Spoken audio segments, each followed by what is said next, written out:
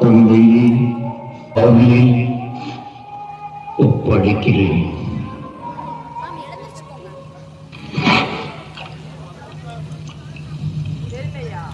உள்ளபடியே இவர் நீதிமான் தான். நதியில் தோன்றிய முழுக்கு, பாலையில் கூவிய பண்புடை பெரியார், சோலையாய் ஜனங்களை சூழ்ந்திடச் செய்தார். ஏசாயா என்னும் இறையுரையாளன் இறையனார் இங்கே எழுந்திட அவர்க்கே வழியொன்று அமைத்து வைப்பீர் என்றும் ஒளியென்றே உரைத்தான் அல்லவோ, அது நான்.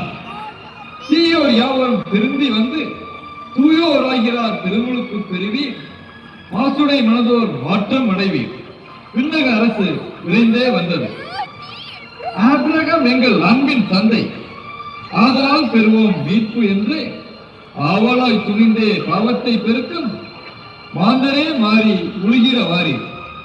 அடிமரத்தில் கோடாரியை ஆண்டவன் வைத்தவன், ஆதலால் கனியுறாமலமெல்லாம் வெட்டுண்டு அவியாசியில் எழுந்து அழுந்திடும் அழிவில் தப்பிட நீரில் மூழ்குவீர். என்னிலும் வல்லவர் எனக்கும் முன்னவர், அன்னவர் காலனி ஓவரை மவிழ்த்திட அருகலை அற்றவன் அற்பன் நான் எளியவன்.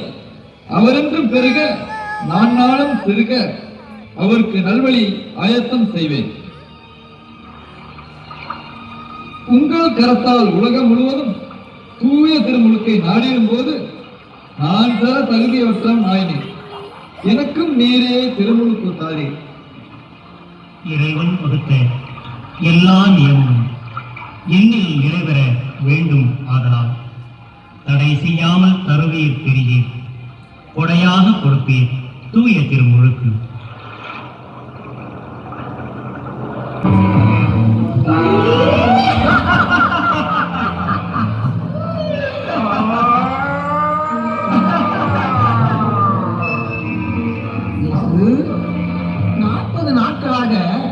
ஒன்றும் உண்ணவில்லையே, நல்ல பசி போடும். இன்னும் சாப்பிடாமல் இருந்தால் உன் உயிரே போய்விடும். நான் உனக்கு கொஞ்சம் உணவு கொண்டு வரட்டுமா? வேண்டாம் வேண்டாம், அதற்குள்ளே நீ செத்தாலும் செத்து விடுவீர். ஆமா, உமக்குத்தான் புது வல்லமையை கடவுள் கொடுத்திருக்கிறாரே. உமது சொந்த நன்மைக்காக, பாதுகாப்பிற்காக அதை பயன்படுத்தலாமே. நீ கடவுளின் மைந்தரானால் இந்த கற்களை அப்பங்களாகும்படி சொல்லும். மனிதன் வாழ்வது அப்பத்தினால் மட்டுமன்று, கடவுளின் திருவாயில் என்று வரும் ஒவ்வொரு சொல்லாலும் என்று கூறினால் மற்றவர்கள் உன்னை எப்படி நம்ப போகிறார்கள்? நாசரை அவர்கள் உன்னை அப்போது ஆர்ப்பரிப்புடன் ஏற்றுக்கொள்வார்கள். நீ கடவுளின் மைந்தரானால் இந்த திருக்கோயில் உச்சியிலிருந்து கீழே குதியும். ஏனெனில் அவர் உண்மை குறித்து தம்முடைய தூதருக்கு கட்டளையிடுவார். உமது கால் கல்லில் படாதபடி அவர்கள் உண்மை தங்கள் கைகளில் தாங்கிக் கொள்வார்கள். திருநூலில் உள்ள ஏழைகளை பார், துன்பம், தொல்லை, கவலைகளால் நலிவுறும் மக்களை பார். இவர்கள் எல்லாரும் விடுதலை பெற உமது வருகைக்காக காத்து நிற்கின்றனர். உமது கையில் அதிகாரமும் வல்லமையும் இல்லை என்றால் இவ்வளவு பெரிய பிரச்சனையை சமாளிக்க உம்மால் முடியாது. நான் உனக்கு இனிய நண்பன், நான் உனக்கு உதவுகிறேன். என் வழியை பின்பற்றும். நீர் மட்டும் என் கால்களில் விழுந்து என்னை பணிந்து கொண்டால் உலகத்தின் அரசுகள் அனைத்தையும், அதன் மாட்சியையும் அதிகாரத்தையும் உமக்கு தந்து விடுவேன். சாத்தானே, அப்பாலே உன் கடவுளாகிய ஆண்டவரை வணங்கி அவர் ஒருவருக்கு சேவை செய்து வருவாயாக என்று. யோவான் முழுக்குனர் எங்கே இருக்கிறார்? அவரை ஏறதண்டிப்பார் சிறையில் இட்டு விட்டான். யோவான் தான் உங்களை சுட்டிக்காட்டி, இதோ உலகத்தின் பாவத்தை சுமந்திருக்கும் தேவாட்டுக்குட்டி என்றார். என்னை அல்ல, இயேசுவையே நீங்கள் பின்பற்ற வேண்டும் என்றார்.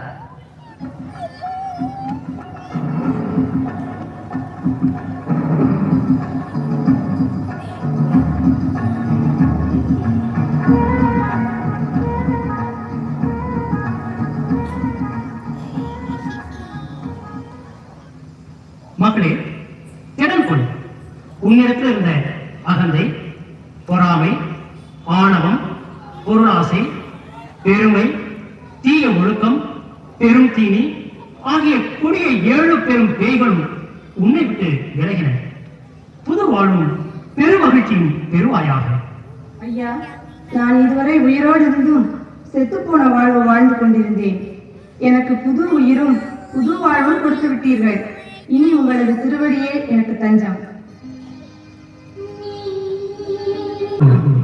யோவான், சீக்கிரமாய் இறங்கி வா. நான் இன்று உன் வீட்டில் தங்க வேண்டும்.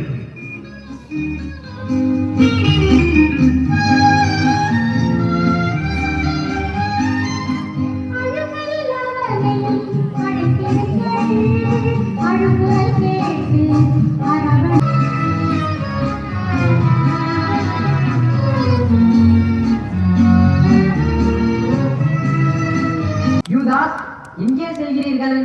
நம் அனைவருக்கும் தேவையான நாளைய உணவை வாங்குவதற்காக செல்கிறேன். அப்பப்பா, பணப்பையை என்னிடம் கொடுத்தது போதும்.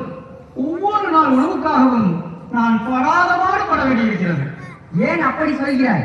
நமக்குத்தான் சிலர் விருந்துக்கு அழைத்து உணவு கொடுத்து விடுகின்றனர். சில வேளைகளில் பட்டினி கூட இருந்திருக்கிறோமே. நாம் ஏன் பட்டினி கிடக்க வேண்டும்? நீதான் சில வேளைகளில் பணப்பை காலி என்று கையை விரித்து விடுகிறீரே. ஆமாம், நமக்கு இவ்வளவு வருமானம் வரும்போது எப்படி பணப்பை காலியாகி விடுகிறது?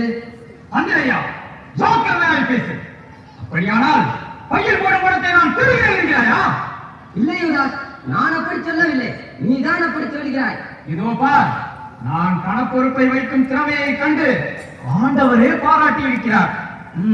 அது மட்டுமா, அவர் தமது அரசை அமைக்கும் போது என்னைத்தான் நிதியமைச்சராக வைப்பார், தெரியுமா? சரிதான் கோயா, ஆண்டவர் எங்களுக்கு நெருங்கிய உறவினர். எங்கள் அம்மாவும் அவரது அம்மாவும் சகோதரிகள். அதனால் அவரது அரசில் நான் அவரது வலது பக்கத்திலும், என் அண்ணன் யாக்கோபு அவரது இடது பக்கத்திலும் அமரப் போகிறோம். அப்படி அருள் செய்யும்படி கேளுங்கள் என்று எங்கள் அம்மா சொல்லி அனுப்பியிருக்கிறார்கள். நீங்கள் எங்கே வந்தாலும் எனக்கு என்ன? முழு அரசு மீதி பொறுப்பும் என்னுடையதுதான். அதை மட்டும் எனக்கு கொடுக்காவிட்டால் நடப்பதே வேறு. என்னையா செய்வீர்? நாங்கள் இருவரும் அவரது இரு பக்கத்திலும் இருப்போம். அதாவது நான் முதலமைச்சர், என் தம்பி உதவி அமைச்சர், எல்லா பொறுப்பும் எங்களுடையதான். வாருங்கள், அங்கே என்ன செய்து கொண்டிருக்கிறீர்கள்? ஆண்டவர் இங்கு தமது ஊழியத்தை முடித்துவிட்டு எரிகோ செல்ல பயணப்பட்டு விட்டார். உங்கள் மூவரையும் காணாமல் காத்துக் கொண்டிருக்கிறார். இந்த யூதா சொல்வதை கேளுங்கள். அது அப்புறம் கேட்கலாம். சீக்கிரம் வாங்க. இப்போது புறப்பட்டால்தான் இருட்டுவதற்குள் எரிகோ செல்ல முடியும். அதன் பிறகு அப்பாதையில் செல்வது புத்திசாலித்தனம் அல்ல. அப்பாதையில் திருட பயம் அதிகம்.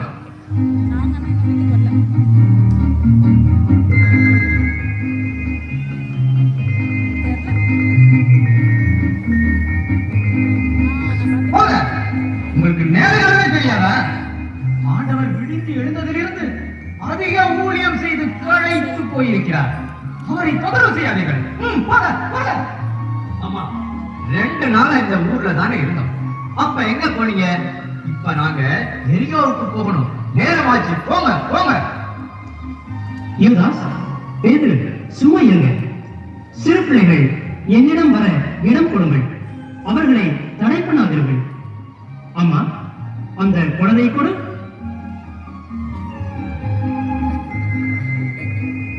பேதுரு, பால் வடியும் இந்த குழந்தையின் முகத்தை பார்.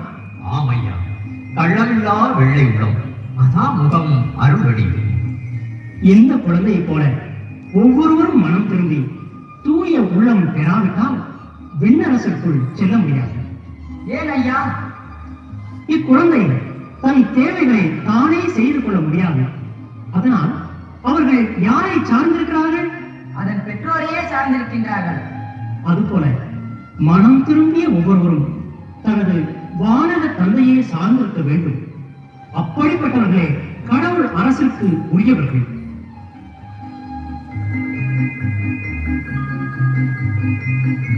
இந்த குழந்தையை பாருங்கள். இது உயர்ந்த இடத்தையோ மேலான பதவியையோ நாடுவதில்லை. இந்த குழந்தையை போல தன்னை தாழ்த்துகிறவனே உயர்த்தப்படுவான். தன்னைத்தான் உயர்த்துகிறவன் எவனும் தாழ்த்தப்படுவான். உங்களில் தலைவனாக இருக்க விரும்புகிறவன் எல்லாருக்கும் பணியாளனாக இருக்க வேண்டும். கள்ளமில்லா இந்த உள்ளங்களை தீய வழியில் நடத்துகிறவர்களுக்கு ஐயோ, அவர்கள் அதிக தண்டனை பெறுவார்கள். அவர்கள் கழுத்து திருகை கல்லை கட்டி ஆழ்கடலில் வீசி எறிந்து கொள்ள வேண்டும். அவர்கள் பிணத்தை பார்த்தால் கூட பிள்ளைகள் கெட்டு போவார்கள். இளம் நெஞ்சுகளே, இறையரசு வளர்வதற்கு ஏற்ற நிலம். நற்செய்தி என்னும் விதை வளரும் நாற்றாங்கால். இச்சிறுவர்களில் ஒருவரை ஏற்றுக்கொள்கிறவன் என்னை ஏற்றுக்கொள்கிறான். மிகச் சிறியரான இவர்களுக்கு நீங்கள் எதை செய்தீர்களோ அதை எனக்கே செய்கிறீர்கள். கடவுள் குழந்தைகளை ஆசீர்வதிப்பாராக, எல்லா நலன்களையும் அருள்வாராக, பேரறிவும் பேராற்றலும் பெற்றுக்கொள்ள உதவுவாராக.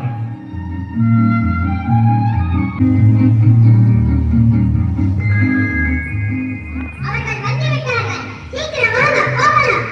அதோ அங்குதான் வந்து கொண்டிருக்கிறார்கள். என்ன போறீங்க? என்னடா குருத்தோலையெல்லாம் பிடிச்சுக்கிட்டு போறீங்க? இயேசு வருகிறார். இயேசுவா? ஆமா, நாசரேத்து தீர்க்கதரிசி. ஆனால் நேரமாகிவிட்டது, போகலாம்.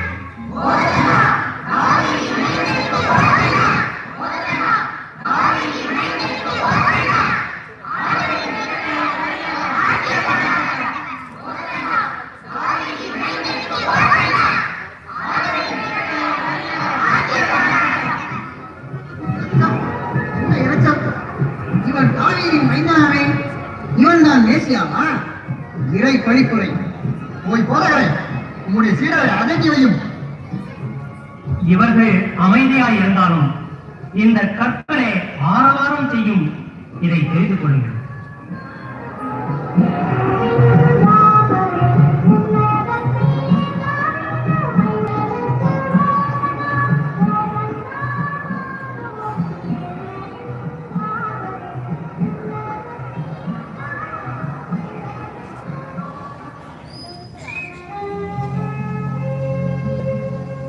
எருசலேமே, எருசலேமே, இறைவாக்குரைப்போரை கொன்று உன்னிடம் அனுப்பப்பட்டவர்களை கல்லால் அடிக்கும் நகரமே, கோழி தன் குஞ்சுகளை சிறகுகளின் கீழே கூட்டி சேர்த்துக் கொள்ளும் வண்ணமாக நான் எத்தனையோ முறை உன்னை கூட்டி சேர்த்துக் கொள்ள விரும்பினேன். ஆனால் உங்களுக்கோ விருப்பம் இல்லாமல் போயிற்று. இந்த நாளிலாகிலும் உன் சமாதானத்திற்கு ஏதுவானவற்றை நீ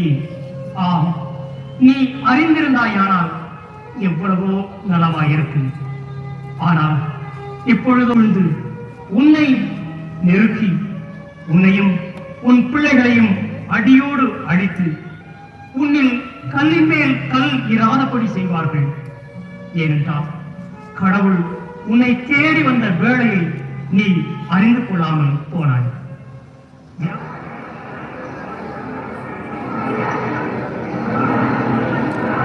வியாபாரிகளே, உங்கள் பொருட்களை எடுத்துக்கொண்டு ஆலயத்தை விட்டு வெளியேறுங்கள். ஏன் எங்களை வெளியேற சொல்ல நீயா? என் வீடு ஜெப வீடு என்று இங்கு யாரும் இருக்க